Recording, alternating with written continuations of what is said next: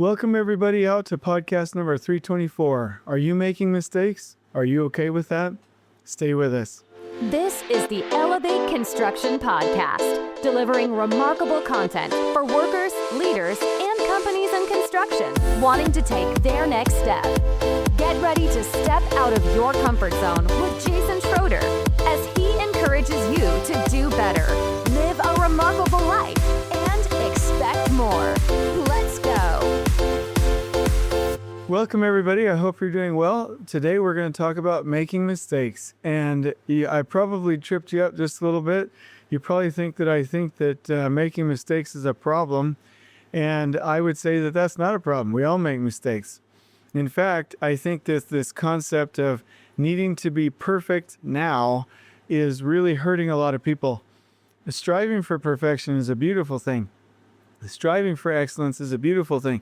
Striving for outstanding is a beautiful thing. But thinking we need to be perfect now really puts us into a bad mindset. It takes us in a bad direction. It makes us hide who we really are. It prevents us from reaching out and asking for help. It makes us less human, honestly. It's really just a bad thing. So that's what we're going to talk about tonight. You've heard me talk about a growth versus a fixed mindset. And I'm going to talk to you about that again because it's just that important to get those concepts and for us to have those kinds of conversations. And I'm going to tell you some experiences from my life that will prove to you that I feel like it's okay to make mistakes. So first of all, I want to share with you a little thought that came to me the other day. So everybody knows probably that I'm a huge fan of Tony Robbins. I can't tell you how many, I can attempt to, but I can't really tell you all of the times that I've heard somebody say, well, let me tell you how it went. It's, hey, you've really done well for yourself. You have a beautiful house. And they would tell me, yeah, I took this real estate seminar with Tony Robbins about 20 years ago, and now we're multimillionaires. Or, yeah, you've done really well with your business. Yep. I went to a business mastery session for Tony Robbins 15 years ago, and here I am. Or, hey, how are you doing so well with this cleaning company? Well, I went to business mastery, and my company grew 300% within 6 months, and it's just kept growing since then, and on and on and on and on. I love what Tony Robbins does. I love his guidance, his concepts, his teachings, his seminars, everything about him. So that's just me. But he talks about the science of momentum, and momentum is super key. Most people fail to achieve their goals in life for one simple reason. They never take the first steps, and the steps are put yourself into a peak state. That's performance, physiology, focus, language. And we've talked about how to do that before. If you take Brendon Burchard's high performance habits, a high performance indicator test, you'll know whether, if you have a lack of clarity, a lack of energy, a lack of necessity, a lack of organization, a lack of courage, a lack of influence, and you'll be able to identify key steps that you need to take to get into peak state and improve your focus, your physiology, and your language. Step 2, find your passion. What fuels your drive? What do you love? What do you hate? What are you passionate about? What do you really want? What really drives you in life? Right? And then 3, you really have to decide, commit, and resolve. That's when your power is really unleashed, right? When you have kind of a passive, passive kind of commitment, which really isn't commitment, you're not going to do anything about it. And then step 4, take immediate, intelligent, and massive action. It's a proven model. Get a plan, do it immediately, and do the plan, do, check, act cycle, and then reflect, right? And so, again, put yourself in peak state, find your passion, really decide, and then take immediate, intelligent, and massive action. And then you reflect on your goals, see if it's working for you. And if not, take massive action again. If that doesn't work, take massive action. If that doesn't work, take massive action again. Keep going with massive action. I guess that's the only way that you're going to find lasting happiness. And a lot of times we're stuck in our ruts because we don't have leverage, right? Until we're told that we're going to die of cancer, we don't have leverage to quit smoking. Until our wife tells us or tells me that she's going to leave me, I don't have a motivation to be a better husband, right? So we have to have leverage. And every time we start to do something wrong, we have to break that pattern and then reframe. Associate pain with what you want to stop and connect pleasure with what you want to do. And then go into that cycle, that science of momentum. And so a phrase came to me yesterday when I was doing a coaching call that we have to focus on our friction and our addiction. And I'm actually using addiction in a good way here for just a moment. So if we want to start exercising, what do we have to do? We have to reduce our friction with that thing, and we have to increase our addiction to it. So I was talking to somebody, really trusted friend, beautiful human being. He wants to exercise with his wife. And I asked him, what's friction? Okay, going to the gym, it takes too long. Going separately from my spouse takes too long. Going outside is too hot in Phoenix, right? So reduce the friction. How can we do that? So he said, well, we can buy, and we actually just bought one piece of equipment. We get another one and get them in our bedrooms in the cool air right there. Don't have to go to the gym. We can reduce our friction, right? So then I said, how can we increase our addiction to that? I said, do you have any shows? And he said, I can't remember what show he said, but he said, yeah, we have a show that we watch together. Well, what if you both watch that show in front of the TV while you're exercising, right? Maybe you can, maybe you can't. But if you really love that show and you get hormones released into your brain and chemicals that reinforce that habit, why not do that and also connect that with the act of exercising? And so we have to increase our friction, or reduce our friction, increase our addiction with anything we do. So, my goal is to help people to take their next step, to elevate. And I don't get to that point unless we actually implement things. And so that's why I mentioned that this morning. If you want to start something, reduce your friction with it and increase your addiction. And the other things, remember, get leverage against it, break your pattern and reframe it. You have to get addicted to what you want to start doing, and you have to start associating pain with what you want to stop doing. And that's the key. So let's go ahead and head in the direction here. I want to tell you that the Tact Mastery, the tax certification course on July 19th is filling up. There's very few seats left. I want you to sign up. I asked Rachel to call some of the people that have reached out to me to see if we can get any final signups with that. And then the Superintendent Boot Camp on July 26th, 7th, and 8th. We've already got everything heading in that direction. Please sign up. Can you afford to miss that? Can you afford? If you're stuck, if right now, here, let's just do this right now. If you right now are frustrated with your schedule, if you're fearful of a crash landing, if you are upset about drifting, if you feel like you have too many people on site, you just can't get into a flow. Your project is unclean. Your project isn't safe. It isn't organized. You don't have the morale. The team isn't cohesive. You're not close to the workers. The owner isn't happy. You've had safety incidents. Can you afford to not go to these courses? So sign up. So let's go on. If you have a question, you want to attend a boot camp, let me know. At Elevate, we do project recovery, training, and boot camps and consulting. We love doing this. So let me talk about what I'm excited about. I had a conversation, and this sounds like name dropping, and it is. But I got into a call with Spencer and Nicholas Modig, and he's in Sweden, and we had a great conversation. He is such a sweet, wonderful man. If you have a chance to pick up his book, This is Lean, and then any of his courses on operationalexcellence.com, or to hear him speak or check out his YouTube videos. He really was the closest, if somebody said, who helps you find the true definition of lean, I would say Nicholas Modig did, because it's all about flow. And he's a very humble man. And we had a great conversation. He spoke highly of the work that they're doing in Germany and France and in other places for tax planning. We talked about the production laws. We talked about flow. We talked about pull. And I think you're going to see more collaboration with him in the future. And I just want to say one more time, operationalexcellence.com, absolutely amazing content, Nicholas Modig. If you really want to understand lean without possibly taking your pilgrimage to Japan, which I would also recommend, you need to check him out. So let's go into some feedback, and I'll talk to you about our podcast today. So Jason, together with his team, brings the total package for an exceptional experience. The Superintendent Bootcamp has given me a set of tools that will increase my leadership abilities and help with my next career steps. Thank you very much.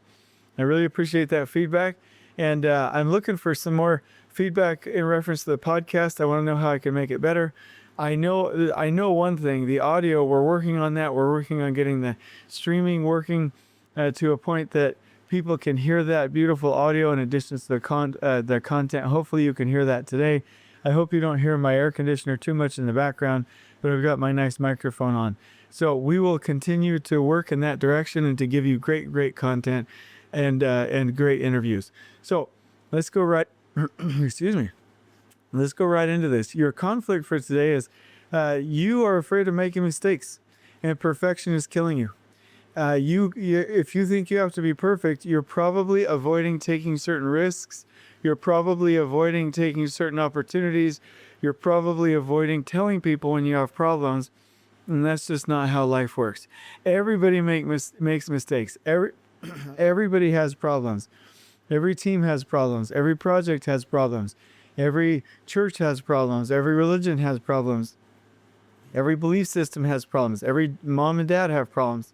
Everybody has gone through depression. Everybody, maybe not to the extent that you are, everybody has been through anxiety. Everybody has had addictions. Everyone.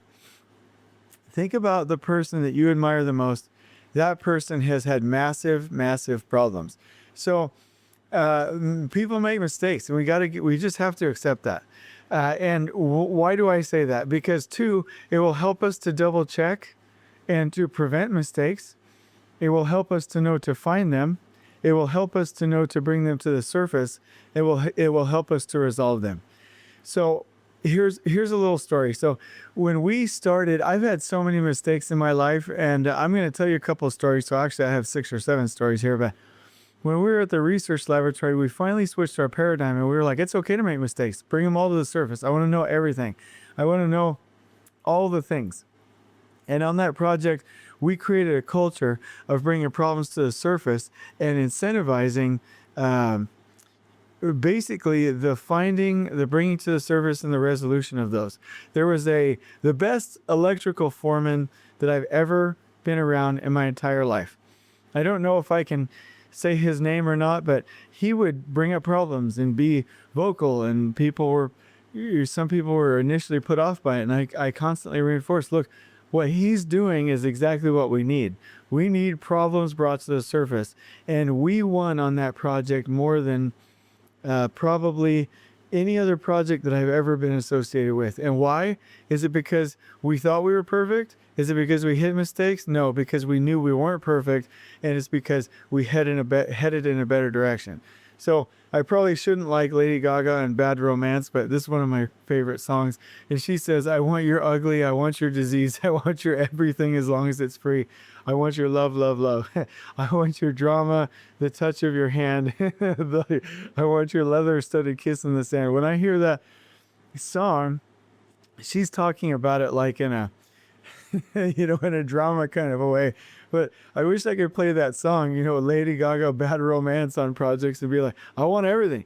Anything that's ugly in your organization, anything that's wrong, any process that's broken, any bad behaviors, I want all of them brought to the surface so we can deal with them and take care of them and care for them. Even if you're like, I want your ugly, I want your disease, like those are some weird lyrics. Like, how do you treat a disease? Well, not if you don't know that you have it.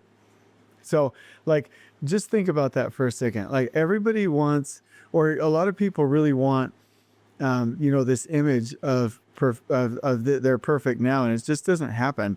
And I know I've talked to you about this before, but that leads to a fixed mindset, right? A fixed mindset believes that intelligence is static.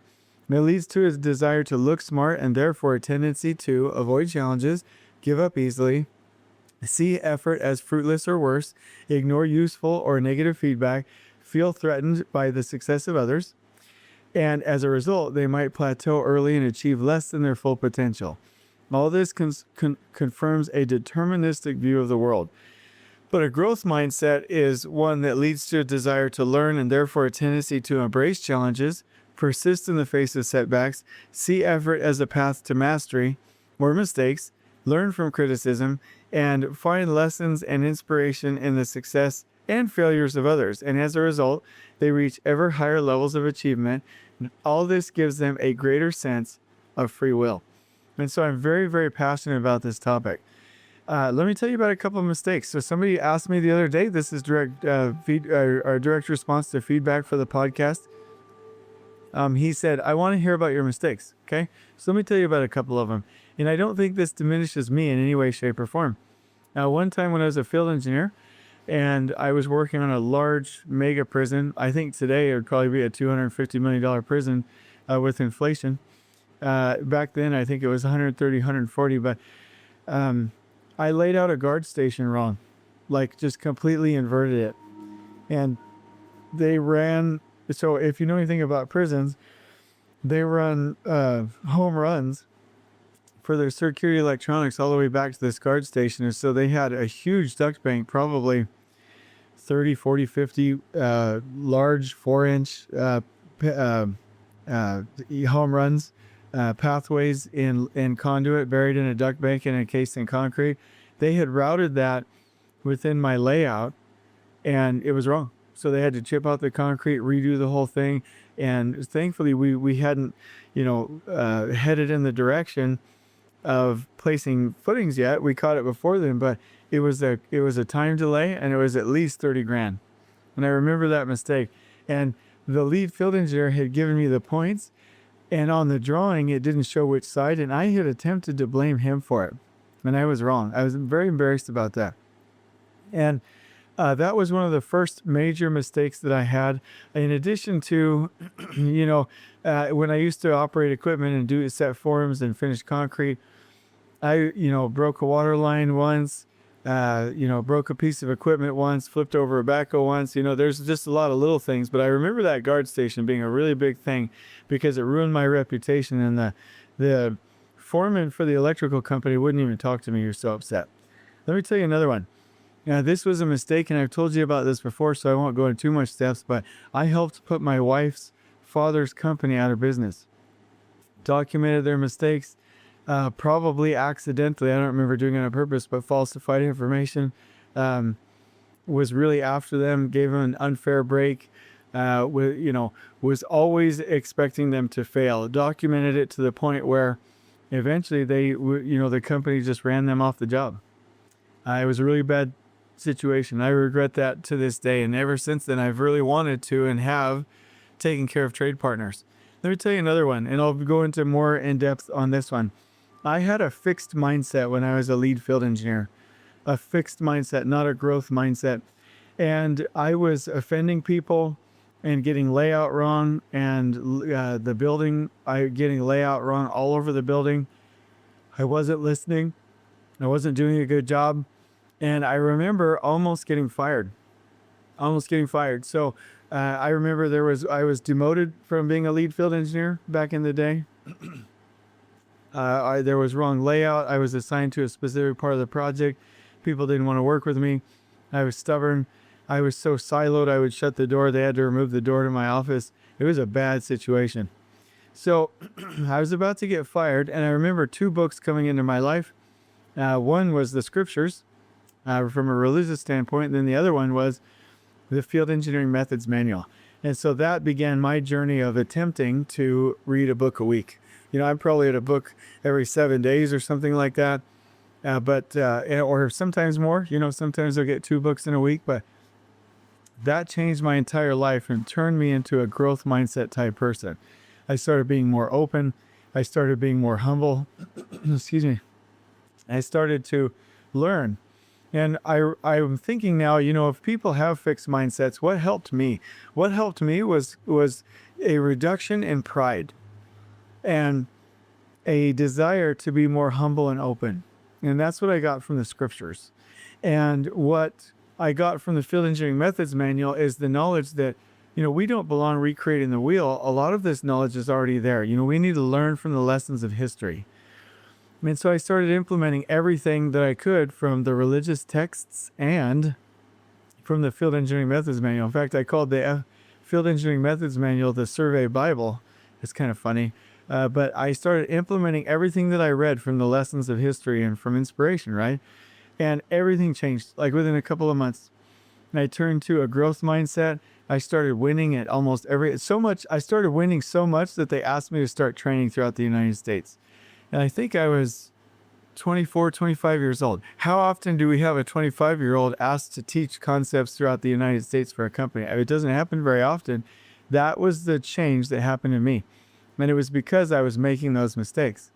And I almost got fired. But after that, I started training. So that's how much, like in 6 months, that's how much of a dramatic change happened to me in that time, just in changing from a fixed mindset to a growth mindset. The other one I've already told you before as well, getting suspended, not sticking up for a situation where I should have, and being socially and mentally aware, absolutely changed my life for the better. Now I'm very sensitive and appropriate with anything that deals with social propriety, with social fairness, with social equality and social opportunity, right? Absolutely wonderful. Getting suspended that time when I didn't speak up and defend somebody who needed defending, best thing that happened in my life, right? There was another one and I've told you about this story before. Well, these aren't new, but one time I supervised the installation of a duct bank right in the middle of where we were supposed to put a sewer line. Cost $350,000. Right out of contingency, we had to install a lift station. And now that facility has to maintain that lift station. That's a very sad thing when the sewer line could have just gone right into the road. Huge, huge mistake. And then I don't know if I've told you this before, but one time on a project where we flooded the basement with 4 inches of water. And I remember waking up at midnight that night and getting the call. And oh man, it was just a horrible experience. And driving down there and getting the restoration companies going and knowing that we could have prevented that, and ripping out the drywall and figuring out what we're going to do from a scheduling standpoint and telling the owner. I mean, it was a horrible, horrible thing. But because we were open, because we told the owner, because we were transparent, it all worked out. And I can look at these things, the guard station, my wife's company, almost getting fired, getting suspended, failing with the sewer line, flooding the basement, and incrementally throughout my life, getting more and more apt to be transparent and open about it, and finding that they became less and less painful the more open I was and the more the team helped me rally through them. So my message is, we have to understand you are going to make these mistakes. And when they happen, you can look back and get sad with yourself, whatever you want to do, it's your life. But at the end of the day, right then, it's a decision to be transparent, to widen your circle, to tell everybody that needs to be told, to confess, to repent, whatever the situation is. If you're dark, to get help. If you're struggling, to get help, to speak up, to rally as a team, and to get through it with courage. And when you do that, people will respect you more than if you attempted to hide it, or if you hid your feelings, or if you kept silent, or if you attempted to deal with it on your own. Whatever the case may be, we succeed as a team. And although I wouldn't use his language, I do love what Patton said. All this individuality crap is a bunch of garbage that they put on the Saturday Evening Post.